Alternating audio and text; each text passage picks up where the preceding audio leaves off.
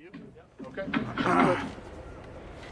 How's it going today? Good afternoon. I'll be happy to answer any questions that I can.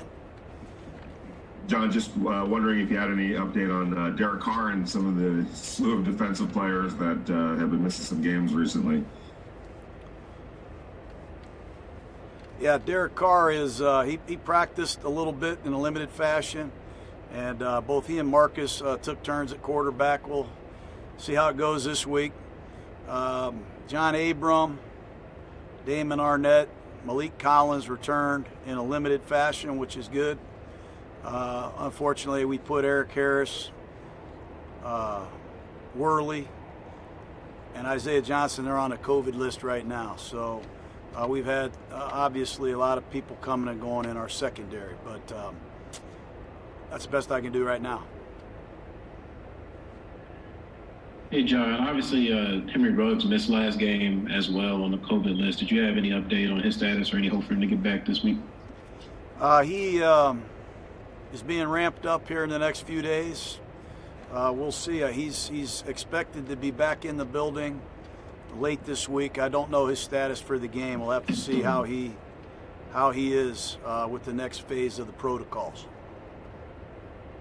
John, when you look at the job Brian Flores has done, who's turning that team around in Miami, what do you see, especially on the defensive side? Well, the acquisition of Jones from Dallas was huge, and Howard is a great corner and healthy again. And I think Rowe, 21, is a very good coverage safety. He can cover a lot of tight ends, and they have coverage people that can really handle a lot of responsibility, and they stayed healthy and they're for real. And they're big up front, very big and experienced. You know, getting a couple world champions from your hometown, from your home team where you come from is certainly important. But they're aggressive. They do a great job of blitzing.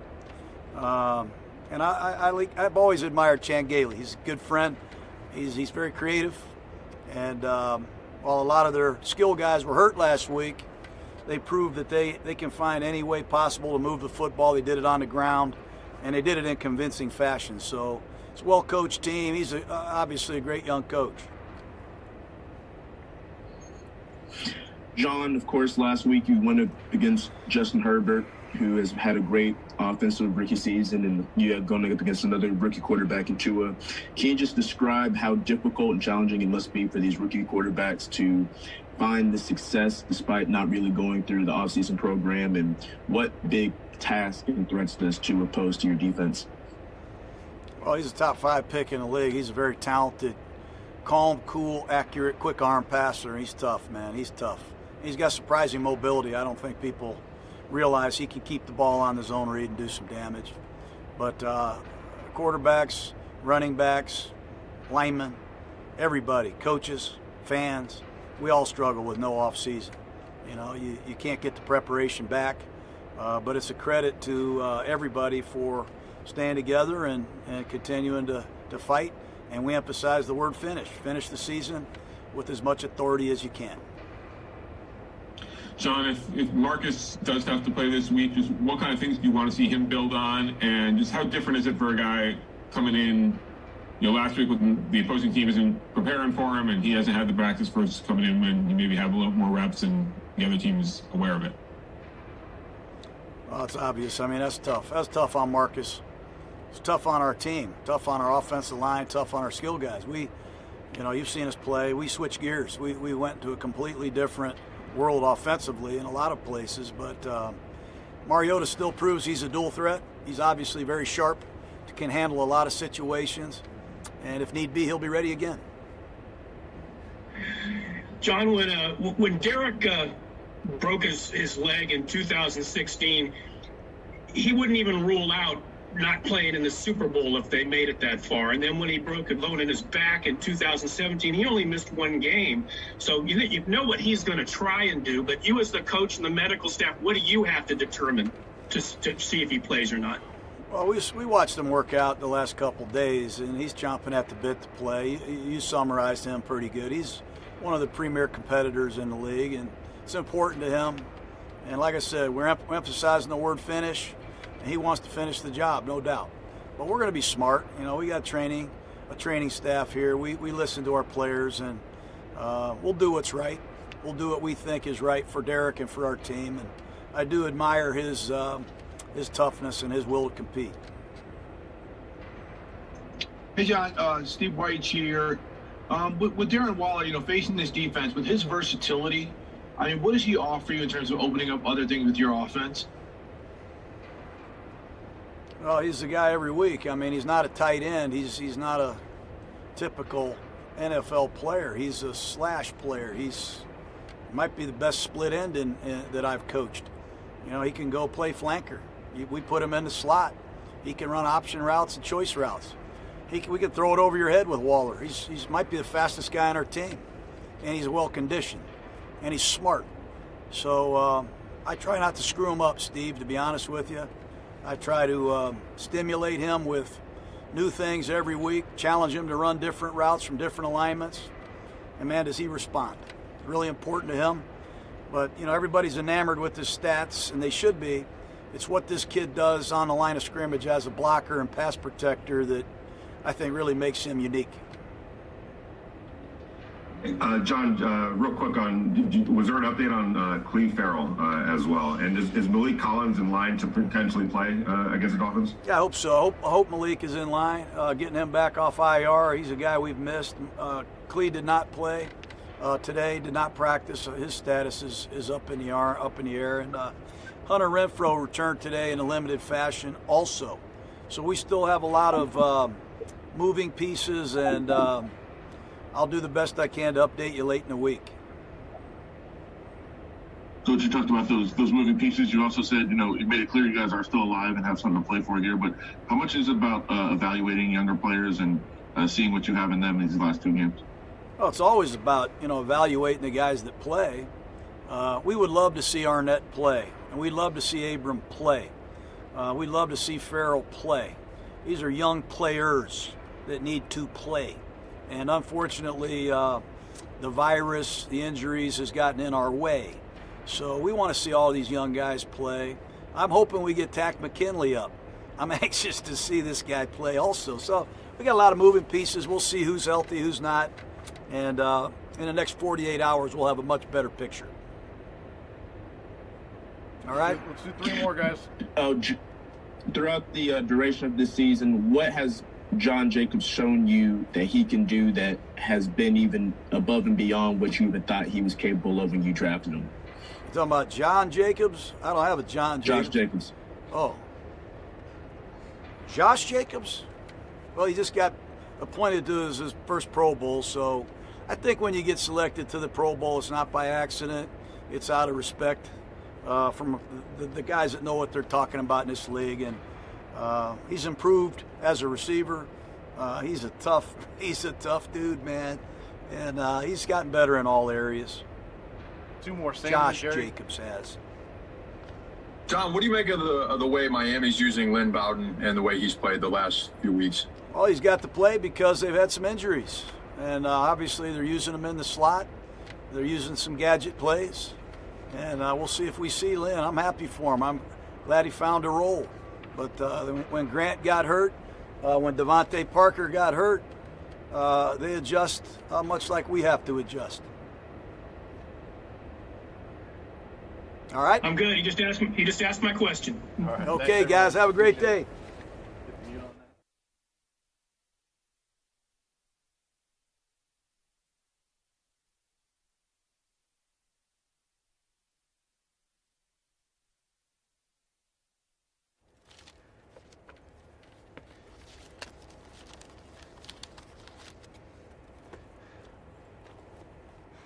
Go ahead, Jerry. Hey, Derek, Jerry McDonald. If I remember correctly, back in 2016, after you broke your leg, you wouldn't even rule yourself out of the Super Bowl if you got that far. Then 2017, when you broke your bones in your back, you missed one game. So I guess my question is, with regard to input to this week, how much can you be trusted in terms of giving the honest answer? And how much of it is up to Gruden and the medical staff to determine what's best for the team to do? Yeah, I mean, you can always trust me. If I think I could play, I'm capable of playing. Again, I think the best part of my game is my mind, and that's still working, And so, I think that the coaches and our trainers will make the right decision. I've been completely honest with them the whole time about everything, and they've seen it firsthand. I've been in here every day that we've been allowed to get treatment and all those kind of things, and doing all my tests and all that. And I want everybody watching so they know that I'm telling them exactly how I feel. And so, we'll see how it goes. But if it's up to me, I'm going to do everything I can to be on that field. Derek, you've talked about how much getting to the playoffs would mean to be able to play in the playoffs would mean to you, and obviously it looked like about a month ago you guys had a good chance to do that, and another bad end of the season. Just why do you think you thought this was a different team this year? Why do you think that's happened? Just what's the frustration level for you to go through this for another year? Yeah, it's tough, man. It's been 7 years of some tough times, of some crazy stuff. I always joke with Vic how I could write a crazy book, Maybe I will someday. But, I think for me is I'm always optimistic. At any point, I think you guys know that by now, Josh. At any moment, at any point, no matter what's going on, around me or with our team, I'm always optimistic. I believe in us. And I do believe that we have the right kind of people, I do believe that.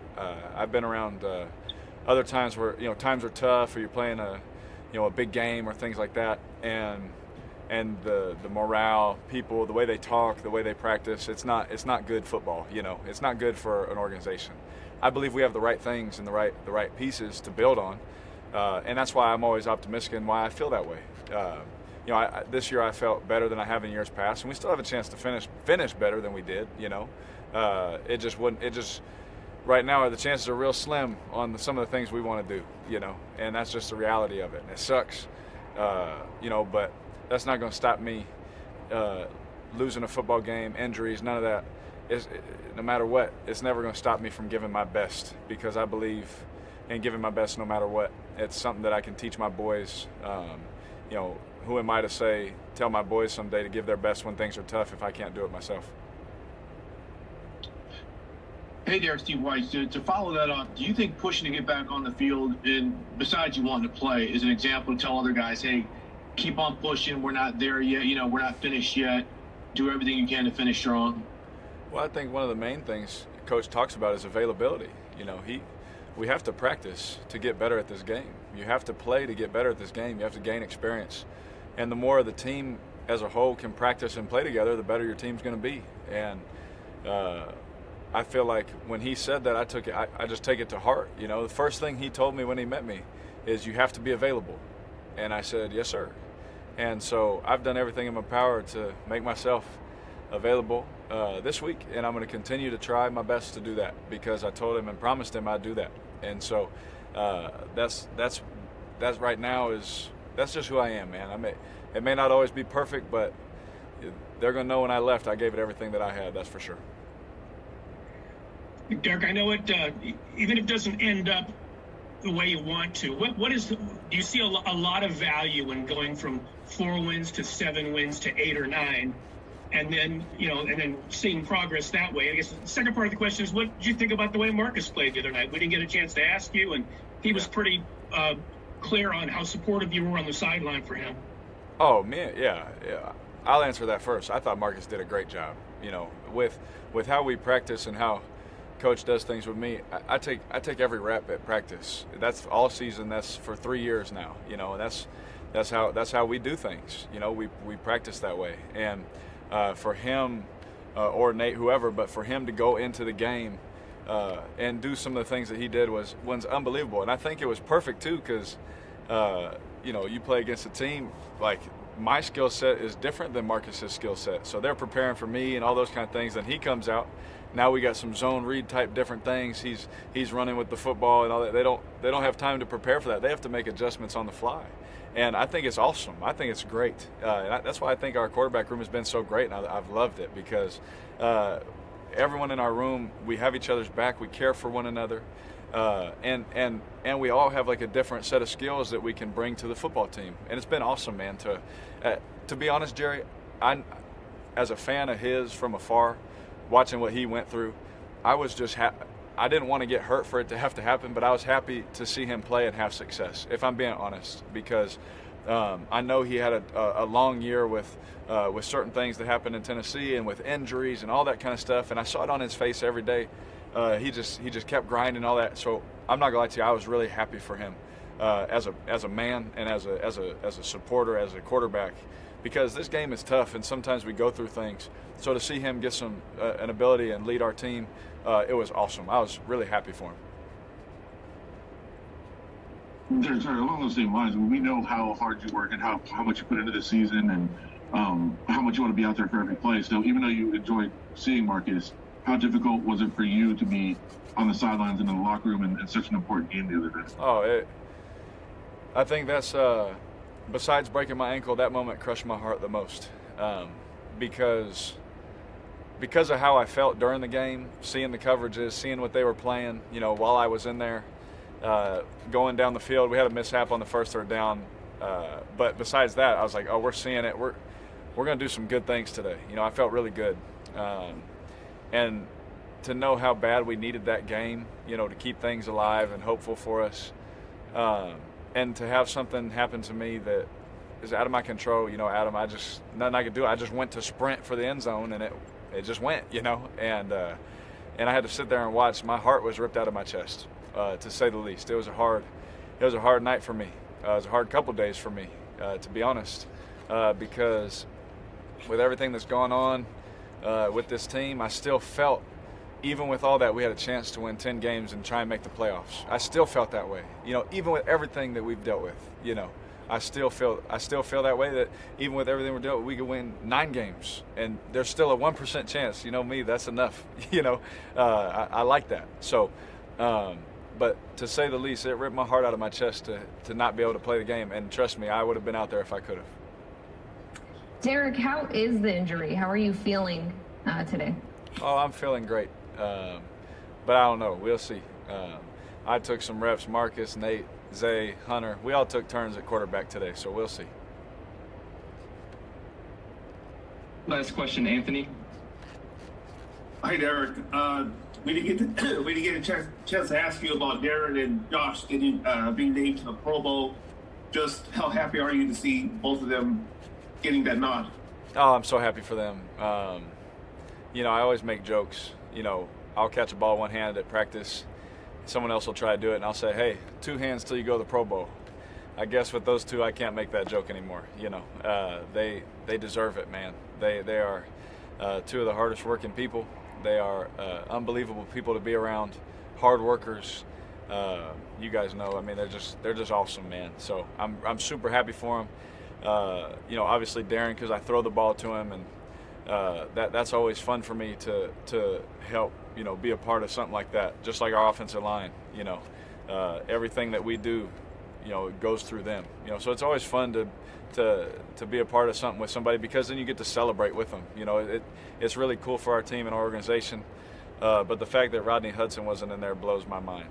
And I could go on and on about some more guys that should have been in there. But sometimes I'll let you guys talk about those things, why that happens. But, the guys that watch the film and the guys that are playing the game, we know what's up, because Rodney, no disrespect to anybody else, Rodney's the best in the league. So that was crazy to me. All set. Thanks, Derek. Thank y'all.